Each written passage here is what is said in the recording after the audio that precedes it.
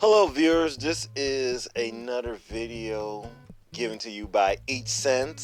Hope you enjoy. Do not forget to purchase that book in the About section as well as visiting my blog page and subscribe. So let's begin. Okay, I have to state something that may be somewhat controversial, but you need to stop reading incomplete novels, book series, manga, etc. Or any series that's still ongoing and is not finished. Why am I stating this? Let's look at a very great series right now as I upload this. Recording this, sorry. Game of Thrones. Game of Thrones is a spectacular book series. It has many fans and it's an incredible series. But here's the problem.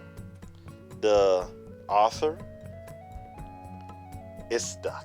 He has writer's block and he's having a hard problem finishing his book. You have another series from Japan called Hunter x Hunter by Tagashi. Okay, it's an amazing story with a system called Nin, etc. Another great series with many fans. He's having writer's block or he's just taking time off to play Monster World, what have you. Why am I stating this? Because when you give your energy and so much time for an author or group, that author and group controls your excitement and your happiness. If you have so much time invested in George R. Martin's world in Game of Thrones or Tagashi's Hunter x Hunter, you're going to feel sad. Because every time you feel excited, you're going to be like, oh man, I can't wait for the next chapter or book to come out. And it just never comes out for years and years and years. And what this does to your psyche is that it changes your whole reward system. So instead of looking within yourself to develop skills, to develop, some sort of discipline or system to better yourself in the long term, your happiness is incumbent primarily on some external figure giving you that happiness. Books, novels, television series all fit this paradigm. Now, if that book series is finished, then go right ahead, because then you can read it and then there's a finish, there's an end.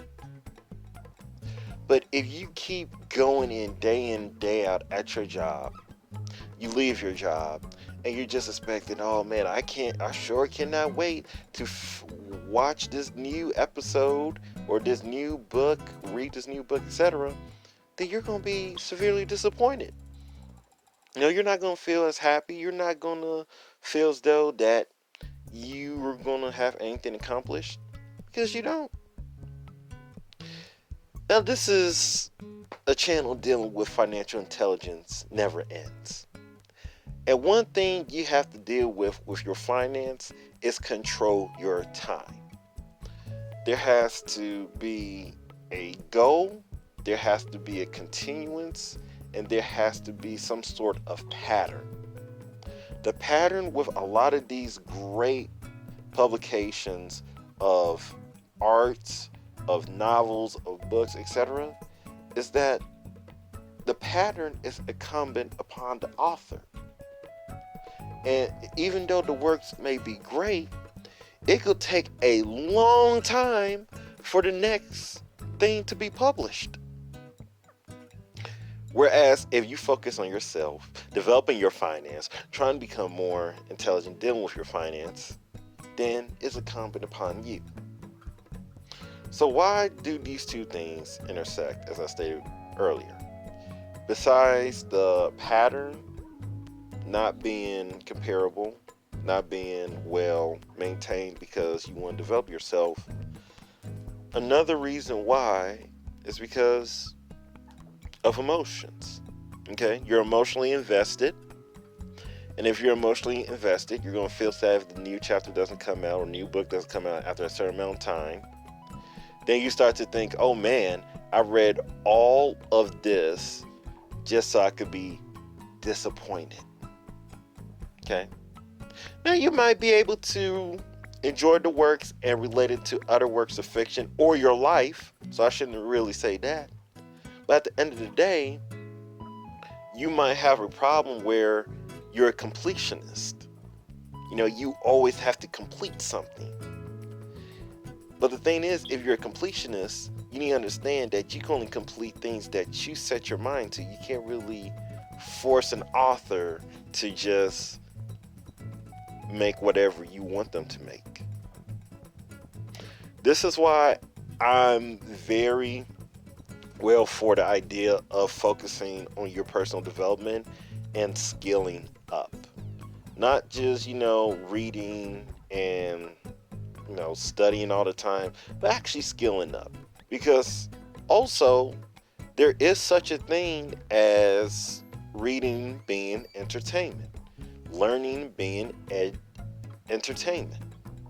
Passive reading could be entertainment, such as, works of fiction, etc. Or in terms of edutainment, you have a lot of educational material where all you do is just learn, and as soon as you're done watching that video or documentary, etc., you just stop applying, or you just never apply what you learned. Same goes for books. Now, in regards to financial intelligence never ends, what you need to do, besides skilling up, is forming your own system to keep you happy, to keep you stable. You form the system, you make sure that you're working as hard as you possibly can, and see to it that you're doing the best you can so that you yourself can become successful in the long term. If you're able to do that, you're going to create your own loop where you yourself are responsible for your own success. That is why, in addition to all of this, money, once again, money, you have to have that in your mind, as well as education. The resource of money has to always be in your goals somehow. You have your goals that will propel you to move forward, and when you have those goals to propel you to move forward, you will have some sort of initiative to take charge. With movies, book series, etc., your whole goal is once again to be a completionist, to read those books and just finish them. But if you don't finish them, as I stated earlier, you're going to feel a deep hole in your heart and constantly think about that book because it makes you so happy, it makes you extremely excited. It's part of your spirituality.